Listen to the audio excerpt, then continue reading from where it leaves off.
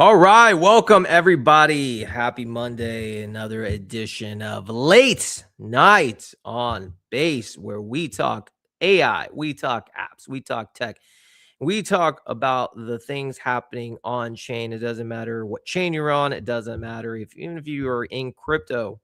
We talk about it all because innovation never sleeps. I'm your friend, Bill, the man with a haircut. Got a haircut. Happy Father's Day to all the dads out there, by the way. Hopefully you had a good time. I took my kids to Chuck E. Cheese. And if you don't know what that is, it is a pretty cool spot in America. I don't know if it's outside of America, but basically, kids just play, eat pizza. Not a bad Father's Day. Not a bad Father's Day. Anyways, we got a really good show today.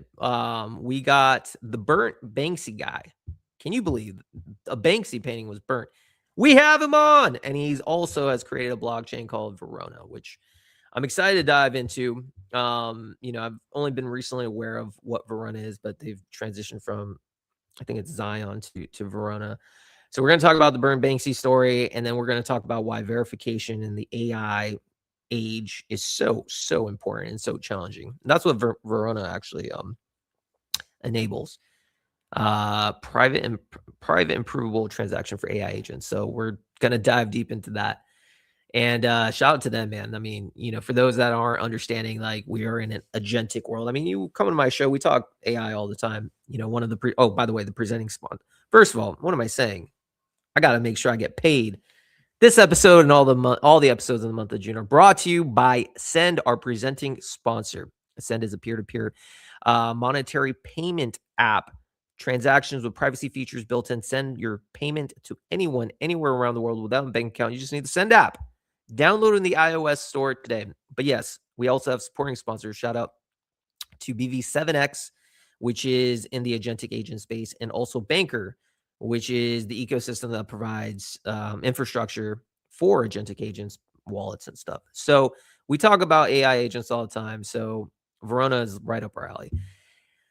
And then my AVAX family, first of all, where are you guys? Oh, Rick, what is up? I'm making a big move on AVAX. AVAX needs a little bit more representation, and your boys got them. Really like the AVAX community. Maybe one day, late night on AVAX, manifesting, late night on AVAX, late night on base, late night on AVAX, late night on Soul, whatever. We're doing it all, but we're going to feature the Moats App team, Alex from Moats App. And, like I said, when I started kind of pushing the AI agents, no, the AVAX, I guess you could say, the AVAX community, just be like, hey, where do I begin? Alex was one of them that people wanted me to talk to. So we are going to do that. We are going to do that. All right. 1 second. Let's make sure we at least, if you are watching, send this out to people. We need at least 2,000 per stream. If not, I have failed, and I do not want to fail. All right. But anyways, big story of the day before, we bring up the Verona team is FOMO. FOMO just got acquired or got an investment for $75 million. Insane numbers. It just kind of shows. Well, first of all, if you haven't downloaded FOMO app, you should. It's so fun, especially if you're into like trading. It's just a very social, easy feature. Transactions never fail. I like that. Transactions absolutely never fail. It's nice to have the social features saying kind of like, who's on the leaderboard, who's buying what. It's a flex. It's a flex, but they make crypto buying so easy. And I think they've onboarded, most people actually are not even crypto native. They've raised 75 million, which I'm highlighting before is the simple fact that the trenches are there, the appetite's there. Maybe Bitcoin's not, obviously the majors, but people are still tuning in to the overall crypto market for a chance to participate. So if you're a builder in this space, I highly recommend keep building. Doesn't matter. There's never going to be a perfect time, but it doesn't matter that the market's prices are down. The appetite's there. So I thought that was really cool. But anyways, without further ado, though, I think it's time. It is time. I repeat, it is time. My friend, how are we doing today, sir? I am doing phenomenal. How are you? Also, I love Chuck E. Cheese. I don't know if that's outside of America, but I grew up with Chuck E. Cheese. Brother, I haven't been to Chuck E. Cheese. Yesterday was the first time in like last time I went was like 7 years old or something as a kid, 10. Same. I'm in my 40s, and so, my dad actually was like, "Let's take the kids." I have twin boys. "Let's take the kids to Chuck E. Cheese." And my gosh, my friend, it was a banger. That's amazing. What did you get? What did you get with the tickets? That's the real question. Brother, there was like this little racer. We didn't do so well with the tickets. Okay. Very, we're they're not the most coordinated kids out there. Out there, but it was a fun time. But listen, man, I need to just say, first of all, shout out to Killing the Wall Collective for putting us together. For those that are tuning in, like I said, over the time of the course, we're gonna at least aim for 2,000 per stream. Many might not be aware of the burnt Banksy story. Let's talk about that before we talk Verona and all the AI stuff. Tell me, man, what was the burnt Banksy story, and just elaborate on that because I think it's so cool. Yeah, definitely. And I appreciate you having me on. But about 5 years ago, I bought a Banksy art piece. I set it on fire. I sold it as an NFT, and that ended up breaking 2021 at the time. So every record that for NFTs back in the day.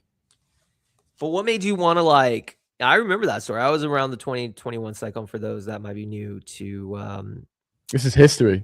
I mean, it is treachery, and the 2021 cycle was nuts. I mean, I think a lot of people want to have that sort of euphoria across all crypto, and back then it was euphoria. We just maybe not have realized it.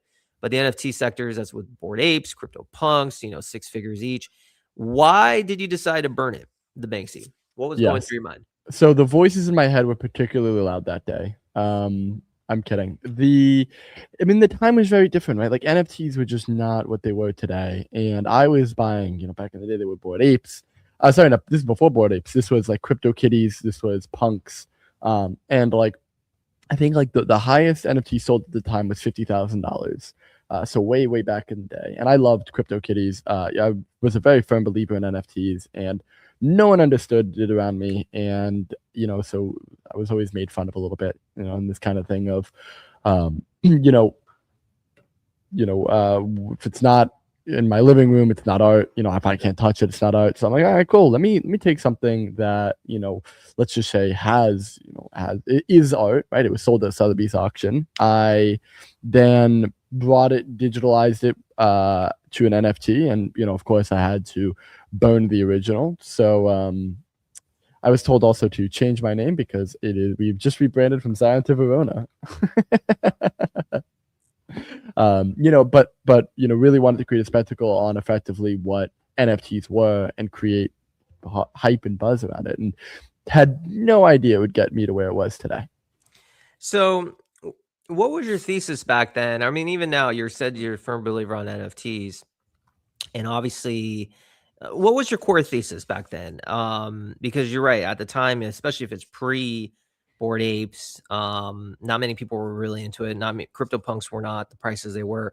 What Mm-hmm. was your thesis then, and has your thesis changed at all? Yes, and yes, it has changed. But it was different. It was for the first time. I think at the time I was doing once I had done my NFT sale, it was very much this thing of like, if anyone who wants to be an artist can be an artist, and I think that was like this beauty about crypto that we didn't really see, is that it was just global by nature, and you didn't need to be someone to be someone, and I think NFTs provided an outlet for people who wanted to be creative, but could also like financially live. And I really believed in that. But, it changed actually quite over time. I think this was before all the hype and all the mania, right? So it was like people were selling for pretty normal prices, right? And like there wasn't PFPs, there wasn't the whole PFP meta or like trying to get like a wait list. It was just people trying to sell their art. And I really believed in that. And like, I had made friends from all over the country and all over the world who were just trying to sell art and like really tried to break into that. And I think NFTs provided a really good outlet for people to do that and be able to sell their art without it being stolen, which was like a really big issue as well, especially for some of the smaller people.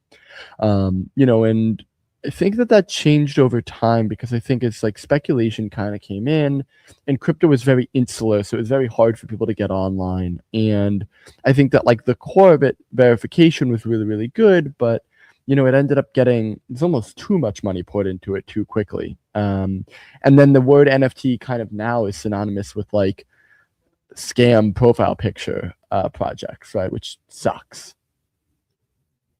Yeah, yeah, the connotation is definitely changed, I think, but now you're starting to see, maybe now the NFT, like, obviously, it's given ability for people to make a living, Hmm. get their art in the world, especially 2021 cycle. I think digital ownership, though, has a lot of, value, being able to own something and now basically use blockchain to have a global market for something. And I think you're starting to see, and I'm curious to know before we get into the AI stuff, now you're starting to see a shift, not necessarily in NFTs, but you're starting to see it in collectible cards, collectible Hmm. Pokemon, basically TCG, basically. That's a narrative that's very hot. People can own a digital item. It's on the blockchain, but then you can redeem it for physical. What are your thoughts on that? Because it's taking some of the characteristics of NFTs, but now allowing you to have like a real world asset behind them. Do you have any thoughts on that?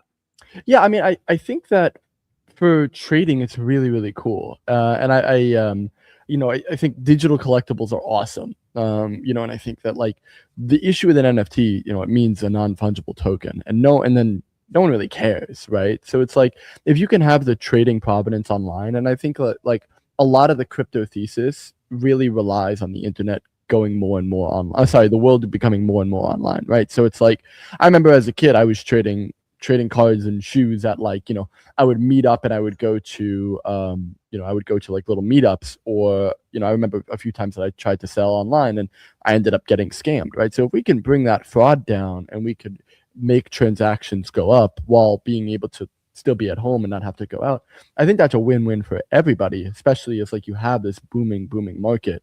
I think that once you start to get like too crazy with it, it'll be known. And like you've seen this before with like a massive boom and bust. Mhm. But I really, really like it. And I think that NFTs are a great way for digital provenance. And they should have always just been like a digital version of whatever they represented: music, art, collectibles, you name it.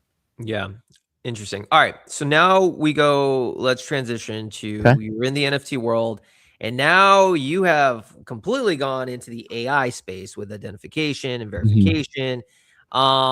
Let's start with that. How did the transition go? At what point were you just like, okay, because I know things aren't built overnight.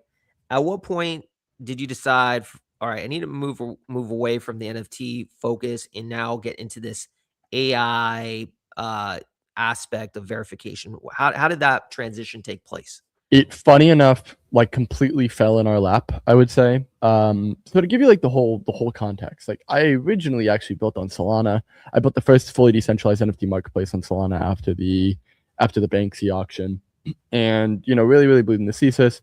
Came to a point where I'm like, hey, crypto projects are completely unusable. Let me try to build the infrastructure to make crypto completely disappear. And then at the core of all of this was this aspect of verification. And I think what we had realized in building was that we built for humans in a lot of the way, but we didn't really assume that there was like social capital at play, where like, hey, I'm not going to screw you over because my face is here and I have something to lose. But I think that where we did start seeing a lot of adoption in the technology that we built was with AI agents. And, for us, a lot of the routes that we were building was on verification and verifying arbitrary internet data. So it's like it ended up being like this whole let the clients kind of build the roadmap for you. And we started that with verification, doing verification for brands like Uber and Nike and Amazon, and then then kind of understanding that the reusability of that could be transferred to AI agents pretty well. And I think that like when we obviously started this, it was kind of I wanted to hold out as long as possible, trying to be an AI company, but Sure.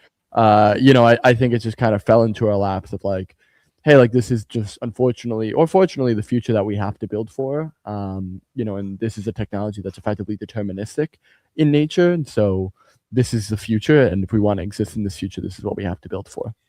All right. So, right away, by the way, shout out to the 430 people live tuning in, late night on base with Burn Banksy from Verona. Okay. So, what, tell us, why is verification so important? What is the thesis behind it? Why is this a need to build? Let's forget about let's do both. Yeah. Non-AI agents, why is verification needed? The Nikes of the world.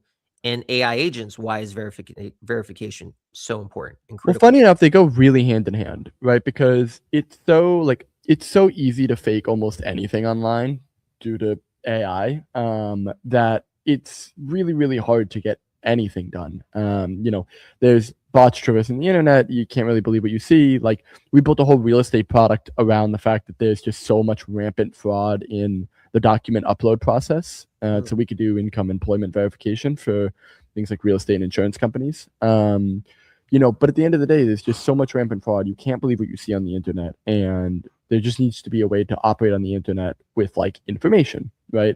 And at the same point, people will pay for information. So whether that be like marketing companies, like there's about $1 trillion in yearly ad spend. It's $1 trillion industry, and it's effectively just burning money and trying to see what hits, right? Just the fake clicks of the world and everything like that. So it's like, in a way, like, who doesn't want to know the truth? And it just kind of fell into our lap in the way that, like, we can be very deterministic and we could just prove anything on the internet via zero knowledge proofs. And then how we use that can be applied in the same way.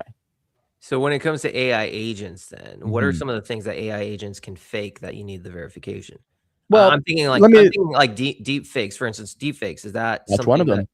You could do deep fakes, I mean, even just articles that are being written online, images that are being written, deep fakes, but then also like what can AI use, right? So it's like, can an AI get your income and apply for a mortgage? No, right? That's sensitive Yeah. information that it can't store, right? But if we could do a verification on your income as a zero knowledge proof so that no one sees it, these are now things that an AI agent is now capable of doing. Okay. And for those that might not know, because like I said, one of the things we do on Late Night on Base, we take complex topics and make it simple for the average person because I think it's important. When you say zero knowledge proofs for the Mhm. listeners out there, what exactly do you mean? So zero knowledge proof it's like an academic way of just saying, hey, I can prove something is true without actually exposing what it is. Got it. And it's just a technical way of saying that. And so I can prove that let's talk about this like Uber to Lyft example that we kind of use, which we can have someone log into Lyft. We can prove to Uber that they're a Lyft rider, and we can prove how many miles they've ridden on Lyft, or that it's over, let's say, 5,000 miles. Mhm. And if someone is over 5,000 miles and then they prove that they rode 1,000 miles on Uber, Uber will pay them $1,000.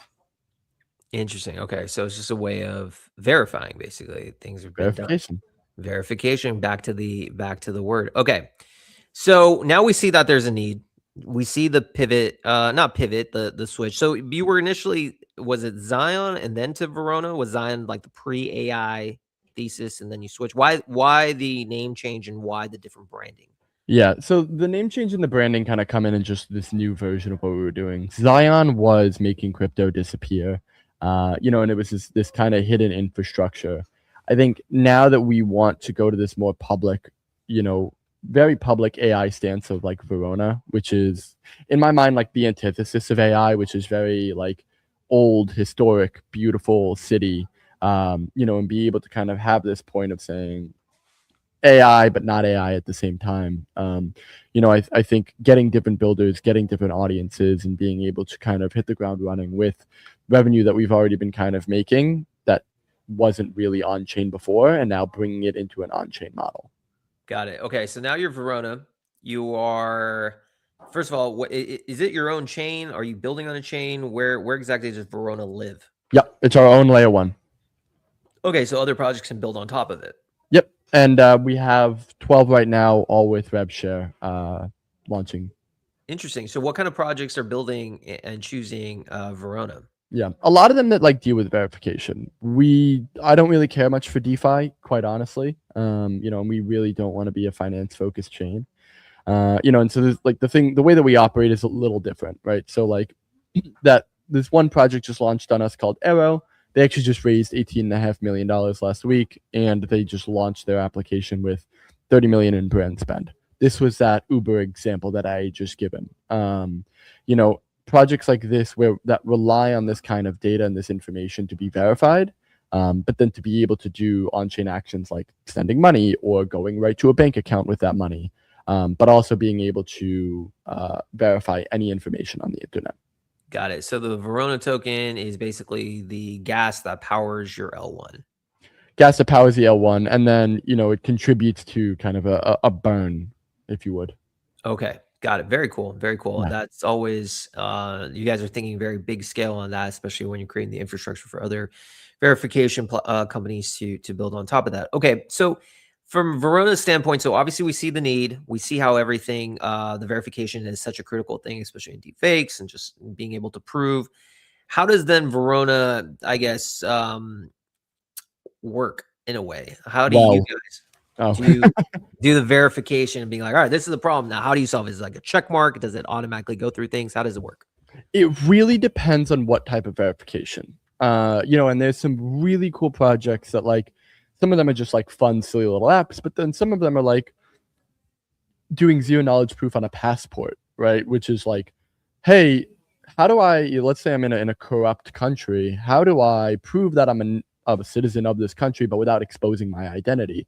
So that let's say I want to vote, but it's kind of scary for me, right? Like, I would say that being in Verona is it's an ecosystem where we kind of turn down a lot of the people who try to come in. Of course, it is permissionless, but I think that, like, getting our attention is extremely For sure. important. But it's at the end of the day, it's if you're trying to solve anything where you kind of need information, there's two main things that I typically see. One of them is, we take existing business lines and we improve them.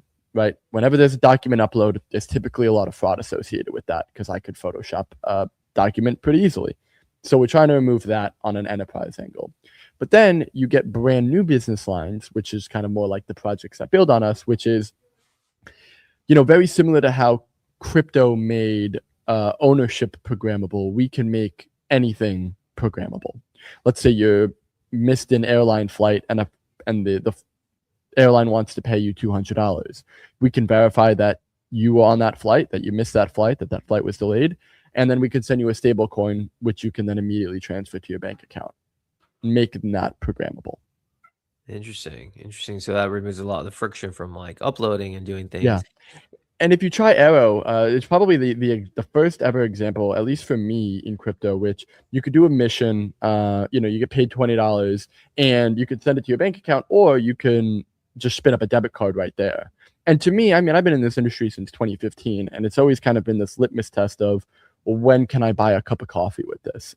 And for me, it was the first time that I ever walked into, there was a coffee shop right down the road here in New York. I walk in and I bought myself a cup of coffee after doing a mission. Yeah, I mean that's kind of the way things are going. You do things and get rewarded for different stuff.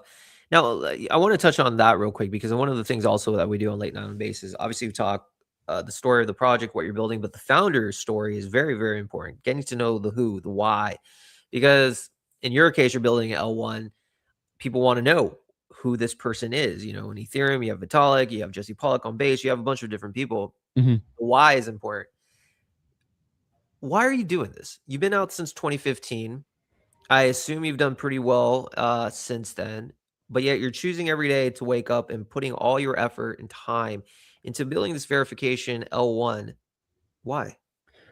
I love this industry and I really, really believe in it. And it's such a bullshit industry that I really believe that there's more to it than DeFi. And I think that there's more to it than speculation. And the technology genuinely holds a lot of value. And I think it's a show, don't tell, and people need to see that. And it needs to be in the zeitgeist. And I think I wake up knowing that it's like I don't tell people I work in crypto because it's kind of embarrassing, right? Like, oh, you're a scammer. Like, no, like I'm really trying to make this thing work. But the more you're kind of called a scammer, the harder you, in a way, want to work on that, right? Yeah, you want to prove the people wrong. Prove them all wrong. Yeah. Yeah, you do want to prove people wrong. And I know this industry takes a lot of slack because people see meme coins, and nothing against meme coins or whatever the case is. I'll say things about meme coins, but go on. You see the casino aspect is really hit. Obviously, there's a need, but we're starting to now see, and that's kind of one of the things I brought up with the FOMO making 75 million in a raise, that infrastructure is being built. People are building infrastructure for people to use, and this industry is getting serious. Doesn't matter about the prices, and there's more than just speculation per se. Even though FOMO is an app that does Mhm. speculation, you're seeing, especially on base, you're seeing some of the smartest devs, smartest teams building the next layer of the internet. Solana's starting to do it, and I think it's going to. I think with time, the negative connotations will remove once people start seeing um the innovation. What's your thesis on as to like this bear market? You've been around multiple cycles, you probably have an understanding Yeah. of what's your gut feeling. Do you feel that the prices will eventually rebound and everything is noise? Do you think it's just going to be moving away like basically the dot-com bust and the only the cream will rise but the industry grows? What's your overall thoughts? Yeah, I think the cream will rise. But I think there's like, even with the dot-com bust, like the most valuable companies in the world are still internet companies. And then it just, or let me even rephrase that, like most of the companies in the world are just companies, right? Like yes, they're internet companies, but like, Amazon, Facebook, these all come out of the internet, right? And I think that there's like you look at tokens, I think it's probably the best example here, and there were too many. Like you had it in 2021 where everything ripped. Even 2023, a lot of things ripped. But the more and more tokens that you have, the less actual money there is for everything to rip. And so I think that you look at this as like a maturing of the industry. And like you've looked at maturing of the industry in a while. I remember 2016, Polkadot raises what, $170 million in an ICO. They get hacked and then do it all again the next week, like, Sure. off of a white paper. And like now, and like slowly you mature and the bar gets raised as to what you need to get capital. And I think FOMO is a great example. Like we're starting to see, we're starting to really see a maturing of this industry. $75 million raised in 2016 was kind of nothing. Yeah. And then now it's, they have users, they have a great product. Having a product in 2017, no one had a product in 2017. All hype, baby. It's all hype, but it's like, it's the industry maturing. And, if you can't mature with it, then you're going to die with it. Yeah, I think it's why it's really well that you said, and especially now the oversaturation of the market. Because if you look at the 2021, 2022 cycle, there was no you had to actually still be a developer, had a developer on your team to actually launch a token on Yep. Ethereum. You couldn't just be like, You're right. there was no pump fund. There was no just like, hey, describe a token, which is a good and a bad thing because now it allowed people to do it without a dev. But it's bad because now you literally just have flooded the market with Yep. absolute garbage. And so I think you're right. I think gone are the days where everything is going to pump. There's just not enough liquidity. The cream will have to rise to the top. But if you are at the top, you will get much more mind share. And I think going Yep. forward, people are going to want to put it on their mind share. Before we wrap things up, though, because I'm still very curious as to you as a person. Building an L1 especially is not an easy task, and I know the road to an entrepreneur, whether, being an entrepreneur is never always it's never you only see the positives, but the road is so long, it's up and down, down. As an entrepreneur, what have been some of the challenges that you face? Let's with Verona, for instance, that you have endured and you may have not have seen, but how did you overcome it? What have been some of the obstacles that have come through your way? Oh my God, what went right? The obstacles is it's an uphill battle. I think especially in bear markets. In bull markets, things are easy, right? Like, Yeah. and almost that's almost in a way it's actually difficult for a lot of people to kind of wrap your head around, which is like you got to prep people, especially like in the team, which is just like, hey, we're doing really well. I guarantee you all of this will be gone one day. Yeah. And that's hard. Like that's not an easy, and like, you could like, oh yeah, it's all gonna be gone one day, but like there's gonna be a time when like we're gonna go down 99%, everything's gonna go down 99%, everyone's gonna lose faith, but then they're gonna get it back and we're gonna be called geniuses. And I've seen this before, I've seen it every time, but it's like you need to nail that into people's minds, especially when you're working on like a team and you look around where it's just like you're going to be hated. You're going to tell people for a while that you're going to work in tech because it's embarrassing to work in crypto. But the fact is that you know once every 2 3 years, every progress that you've possibly made will be gone, and that's difficult. It is difficult, but you have to persevere and you have to Yep. basically withstand the Pick it noise. back up. Get Yeah, right back up. get right back up. That's good advice. Last question for you, my friend. Shout out to the 2000. We hit 2000, baby. Let's go. We always got that. I'm on a Boom. roll, bro. I'm on a roll. I'm on a roll. It's all you. Minimum 2000 per show. Now I can like relax a Now we're little. good. Whew. Now we're good. I had to make sure, you Good, know. of course. If I was scared for a second, Kelly brought personally. Verona on. First base, baby. I had to make sure, you know. Of course. I live up. All right. So my last question, in all seriousness, to you. I want you to picture what the next 3 years looks like for Verona. Obviously, things don't just happen overnight, but a 3 to 5 year window with the rise of agentic agents, the rise of the need for verification. What is your North Star? What would you like to see Verona achieve within the next 3 to 5 years? I would want, in the next 3 to 5 years, I would want, I think, to be taken, like, I think in the zeitgeist of crypto companies, like I think that there's going to be this new, we're going to usher in a new era of crypto that takes a tangent away from DeFi. In the same way that like NFTs kind of became different, collectibles and art, I think crypto finally rips apart from just being DeFi. And I think Verona is kind of at the forefront of that. Like people are building with applications, enterprises are using applications that utilize real technology. And like, I think on a consumer level, you're able to actually believe what you see on the internet, and you're able to use the internet without it just being like, oh, this is slop. Like, I can't read this article because it's slop. I can't talk to this person because it's an agent. Like, I'm able to use the internet in the way that I want to use the internet. I love it. I love it, man. Well, listen, I look forward to seeing how Verona progresses. I have no doubt that it's going to do well. You're well funded, you're well articulate, and you have a vision. Just want to let you know we're going to make sure that this episode is also be put on Spotify because I want more Awesome. people from outside the world to know. We'll have a couple clips made for you. And also, brother, the projects that are building on your site or building on top of your L1, hit me up, man. I would love to feature them because I think the more people that learn, what's possible being built on Verona and what they're doing, I think can go a long way. So please use me as a resource. We'd love to. Definitely. I'd love to chat more in the future too. We will. We will. All right, my friend. Burnt Beautiful. Banksy from Verona. Thanks for coming on the show, man. Thanks for having me. All right. All right. That is Verona. Wow. L1 on late night on base. Obviously, they're the move to the AI agent world.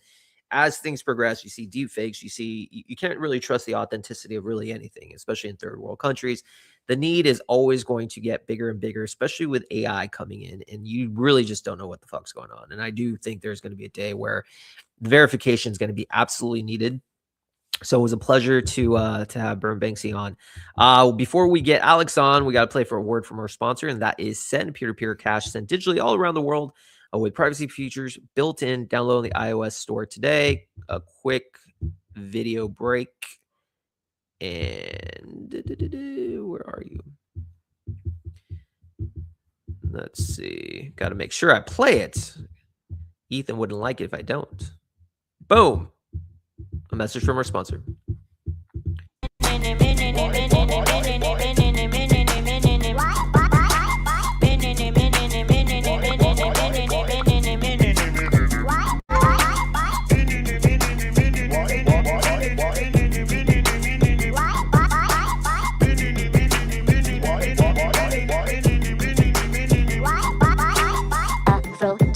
Bendiska Osteonisus, Hera Hermesicarus, Narcissus, Medusa, Epasos, Ashalalala Susus, Minerva, Ecobibus. I love it when you couscous. Aphrodite, Bendiska Osteonisus, Hera Hermesicarus, I always get in a good mood when I hear that song. It just makes me want to like fire it up with my coffee and just like boom, boom, boom. Solid. Again, episodes brought to you by Send. Supporting sponsors for this month as well are BV7X and Banker. We appreciate you. All right. Next up, though, we now need to talk a little AVAX, a little Moats app. We got Alex. Alex, welcome to the show, my friend. How are you doing today? I'm doing well. Thanks for having me. How are you? Dude, I am well. I got my coffee. I'm feeling good. I'm feeling pumped. It's noon around my time.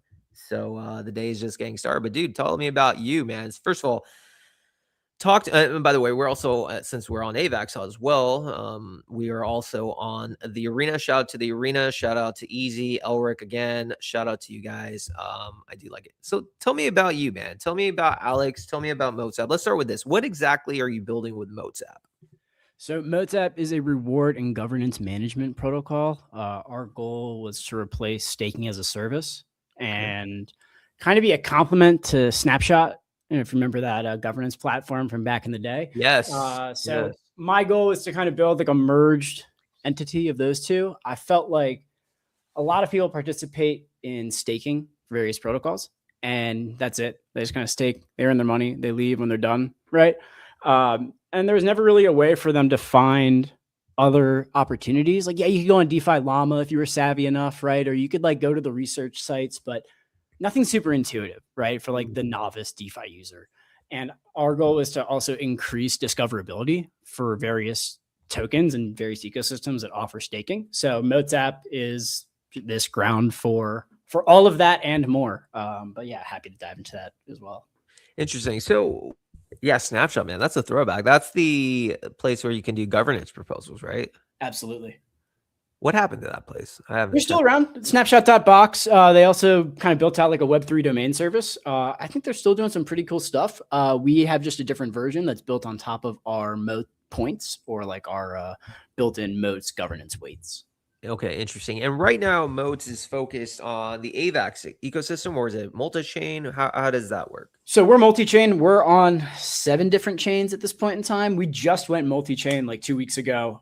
We've predominantly been on Avalanche for the last about 18 months. V3 just went live in January. So we've been building this for quite some time. Walk me through the decision to initially launch on Avalanche. Avalanche, it's interesting. So, like I said, a few weeks back, I come from the non-AVAX community. I feel a lot of people are outside, and I made a message, and I tagged Vo, and I was like, "Who do I speak to? Who is the community talking to? What builders in the community?" And your name came up. That's why we're chatting. So walk me through this. You decided to build initially on Avalanche. Yet, obviously Avalanche hasn't hit mainstream adoption. There's a lot of FUD going on with the token price, this and that, which no one has control. Of course. But yeah, you chose Avalanche. Why? So I've been here for about, I don't know, man, 5 years now. So I came over in about June of 2021 when it was just the X and the P chain, and they had this crazy wallet. And I don't know. I just thought it was this really interesting tech vision, and I thought Emin and the guys from Cornell were really talented, and I thought Team Rocket was kind of interesting, and there were all these points where I was like, man, AVAX is the future. And a lot has changed in the last 5 years. It's definitely not the DeFi powerhouse it once was. I think it absolutely can return to that. But I've been here. Moats App is basically the rebirth of a previous DeFi protocol called Fortify, which is built also on Avalanche. And we're just kind of filling a void that I thought was needed, and Avalanche is where my community is based. So it was a really easy starting point for me and my team, because I love Avalanche. I love our community. I think the best part about AVAX used to be the tech. To this day, it's probably the community. And yeah, I don't know. There's a lot of other takes I have, but I'll leave it at that for now. That's fine. What about the community of AVAX makes it so special in your opinion? It's so, I don't know, man. It's so niche. Everyone's like, there's like I don't know. People would say we're not very intelligent, but I would say because of the focus on tech, we have a really smart community. We have a lot of people that really care about we had a lot of people that really cared about like decentralization and just making sure that things were top notch. At least that's how it felt. I don't know if that's still true today, but the guys that are here today are like the corest of the core believers because they've been through the mud for the last 5 years. Like if you look at a token price, it's one of those like downward spirals that the spiral just doesn't keep going up past its previous high. It's like, I think they call it a death spiral. But so the guys that you have here on year 5, year 6, they're like your most faithful, your most determined. And they also provide you with the best feedback. So anytime we launch new products, like I get like honest feedback, right? No one's sugarcoating me.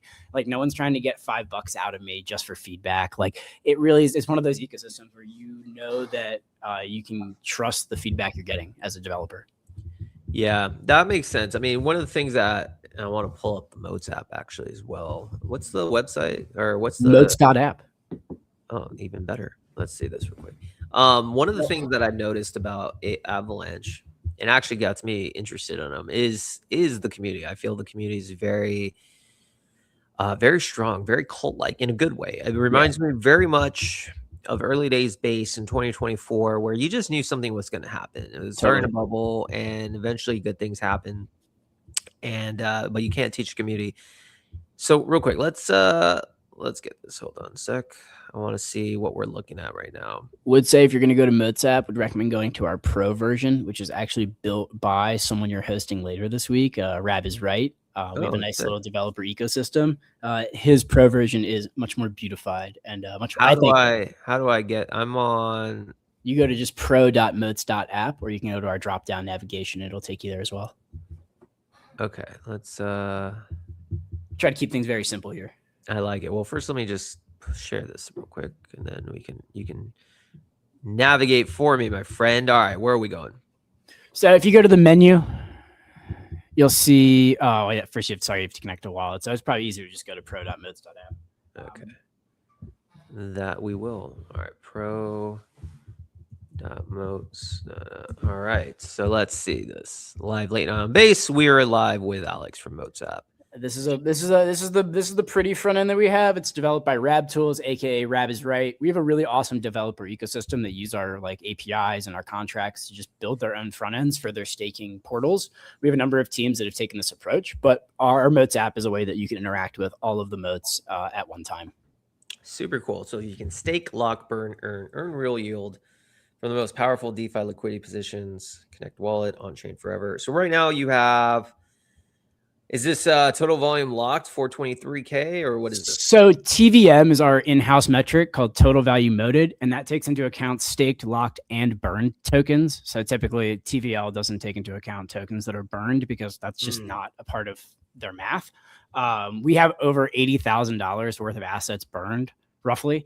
And that's like, those are like real tokens that have been burnt by real users to earn permanent spots for like, or permanent points in the yield process. So each moat has something called moat points. And as you earn moat points, you earn a weight or like a percentage of the overall revenue distributed. And that's all tracked as you participate in different moats.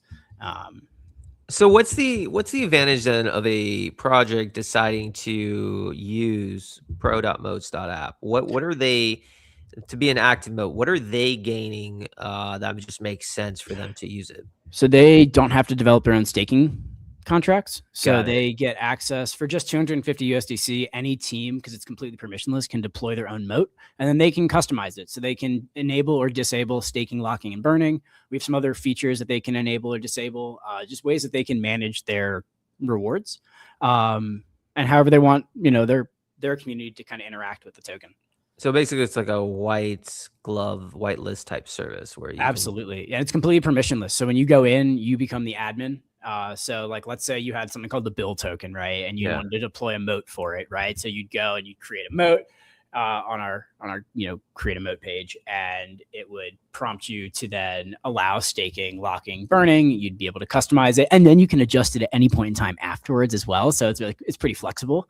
And then your users could come stake bill, right? And then you could give out, whatever you want as rewards. You could give out USDC, you could give out more bill token, whatever you want. It's really flexible. Our goal is just to help bridge that gap for teams that A, may not want to focus on staking, right? Or B, may not have the dev resources to do so. So like a lot of streaming tokens, right? We have a lot of streamers on Arena that deploy their own token. They may not be developers, right? So they may come to us, and for 250 USDC to get an audited smart contract that is completely yours, that manages your staking, locking, and burning, we think it's a pretty good deal. And a lot of our admins do as well. And that's why we have over 20 active moats at this time, and a couple more in the pipeline. Yeah, I mean, listen, when it comes down to staking contracts, you could do it yourself. Obviously, a team could do it themselves, but then there's it's more than just, hey, I'm going to vibe code this. When you're dealing with people's money, you got to make sure that there's no attack vectors. You got to make sure it's audited. You got to make sure, because if there is any sort of exploit available, people will find it, and then you're on the hook. But using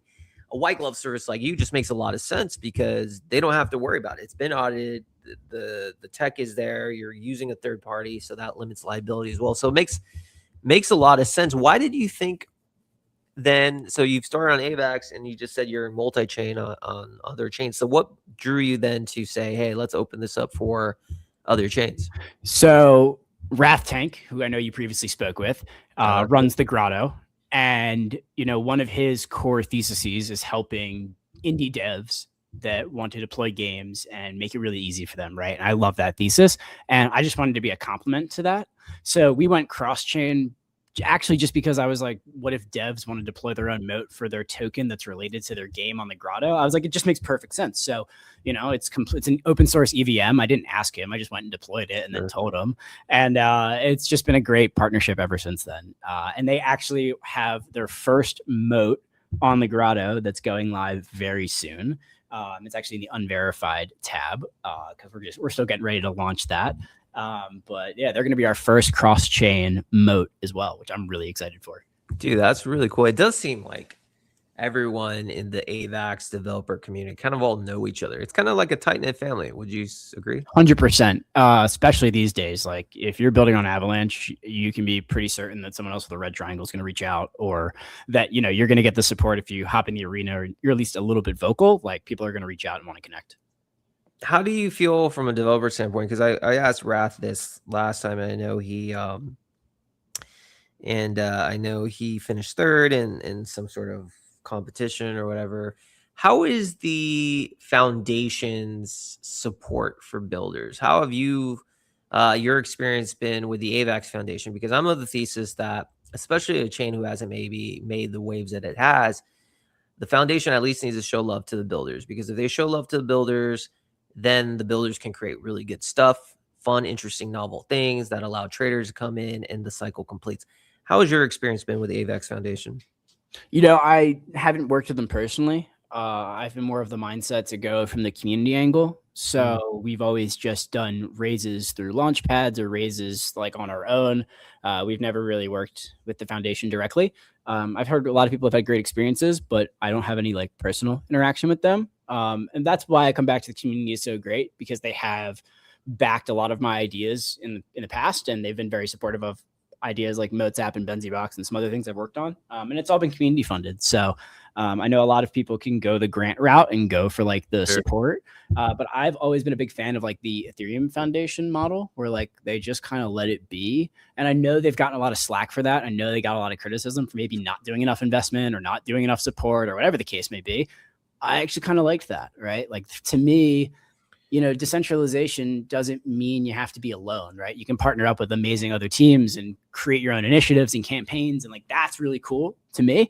And some people like to work, with like a more formal foundational corporate approach. And I personally left the corporate world to work in crypto because that's the world I want to be in. But to each their own. And like, that's, I think the beauty of crypto is that everyone can kind of do their own thing. Yeah, that is the beauty of crypto. It's truly, you have an idea, you can build it without anyone's permission, and that's a beautiful thing, regardless of where you are in the world. Shout out to the 3,200 plus people tuning in live late night on base with Alex from Moats App. So, as a builder, and again, this comes down to more you because I'm interested in you as well. What is it about building things in on chain and Web3 that excites you? Because obviously you're building Moats App. That's not easy. You said you built other things. What draws you to building things in this industry? I like solving problems. And I think that's the way that we've kind of approached Moats App, is when a user has an idea or a recommendation or an issue, like that's how we've really moved this product forward. And for me, I kind of view them all as clients, right? I mean, they're all admins. They're all using our software, more or less, right? Our smart contracts. And I want to make sure that they're having the best experience possible. And for me, solving problems for clients that are actively using a product is so rewarding, because I've built into the void before. Like I built a prediction market, 2.5 years ago at this point on Avalanche, and it got, had maybe like 50 users in total, right? So, and we worked really hard on it. And I remember just not getting a lot of traction on it. And it's not that we didn't get a lot of support, just didn't get a lot of traction. And that was okay, because like it taught us how to do different things and do things better. But now that we have like customers and clients and people that actually use our product, it is just so much better. Like we joke about it all the time because we're so busy that we have so many recommendations. Like our build list takes us into September at this point. And that's awesome. And I'm so grateful for it. Right. And I think that's just where we want to be, is just helping teams that that can't or don't want to do it themselves, right? Or want to work with us, right? That's like the most rewarding experience I've had as a builder in the last 5 years of doing this. So yeah, it's been a lot of fun. Yeah, I mean, that seems like you get a lot of fulfillment. Are you going to the AVAX Summit in New York? Absolutely. I think I bought my ticket the day they dropped. I used to live in Manhattan, so I'm really excited to be back. Yeah. Have you been to one of those events? This will be my first time going to a summit. I've been to a bunch of Avalanche houses where they just host like basically side events at like ETH conferences or whatever. But this will be my first summit. What do you expect from it? Well, their AVAX houses, like the other conferences, were phenomenal. Like some of the best events I've been to. I'm a bit of a conference junkie. I go to ETH Denver every year. I go to a couple other conferences around the globe. And the Avalanche events stand out as probably some of the best that I've been to by far. Like the food is always exceptional. The talks are always really well done. The after parties are always a vibe. Like they usually hit on the party front. Like they actually know what they're doing there pretty well. Average Andy just dropped in to say the food. Yeah, no, Average Andy's spot on. The food is always incredible there. Yeah, no, I was I actually might go as well. I was chatting with Vo because I think like I want to meet more builders. It's one thing to have people on, and it's great, but I think there's another thing to be said when meeting some people face to face. I think you get a better understanding. It makes things a little bit more real, I guess you could say. So I'm actually looking forward to it. Probably definitely my first AVAX summit. So we'll see how that goes. Before we wrap things up with Moats App and you, what does success look like to you with Moats App? Is it a metric such as number of projects using your service? Is it just doesn't matter how many teams use it, but you're getting feedback from community that they love it? What is success to you with Moats? It's been like a moving goalpost since day one because I built this for myself and like a DAO that I started originally. And then I just had some friends ask me if they could use it for their projects, and we just kind of took it from there. So I never really expected to even get it to this point because it was never really in the initial plan. And now we're kind of looking at doing like a seed round and expanding from there and really taking this to the next level. So I think for me, success would be when we have a copycat or a competitor. When I can pinpoint to someone that's trying to do something similar to us, I will feel successful. And if that never happens, I will still feel successful because I'm grateful for the community and the customers that we have. But yeah, I think it's I have a very different approach to this project and to this company than I have for anything else I've ever done in my life, in probably the most beneficial way possible. And it's not that it's no stress, because there's plenty of stress when you're building in DeFi, but it's just the most fun I've had. And when you're having fun, it's really hard to be discouraged. So yeah, we're taking it day by day. We're taking it feedback by feedback. We have V4 for our smart contracts on the way and in the works. So we have a lot of development ahead of us this summer, and we're really excited. But thank you so much for having me up. This was like a really awesome conversation. I don't know if there's any more questions, but yeah, really grateful that we could do this. No, for sure, man. It's been a blast. It's been a blast getting to know you and the other AVAX community, because like I said, I think AVAX is a sleeping giant. I think more builders need stories. I think my whole show is about giving distribution to builders and allowing builders to tell their stories to have more people discover what they're being built. I think it benefits them. I think it benefits the average investor, retail, because the space is really difficult to move, and we want people outside of AVAX to get spotlighted. So awesome to chat with you. I look forward to getting to know you more in New York. And my friend, thank you for coming on. We'll make sure we have a few clips as well, and we'll tag you in them. Sounds great. Thank you very much. All right, Alex. Thank you. All right, that is Alex. All right, guys, listen, another banger show. I must admit, 3,290 people tuning in. This industry moves fast, man. This industry moves fast. The innovation's going crazy, and yeah, it's glad to be a part of it. And I think a key takeaway is have fun with what you're doing. Enjoy it, and you'll withstand it. He enjoys building. I enjoy chatting with people, spotlighting it. So you guys are stuck with me. We do this live Monday through Thursday, every single day, except Fridays. Your boy needs a break. But we're on noon PST for an hour. Hopefully you enjoyed it. Shout out again to those in the arena. Elric, you better be at the summit. I want to see you, my friend. Until next time, everyone. We'll catch you all tomorrow. Peace.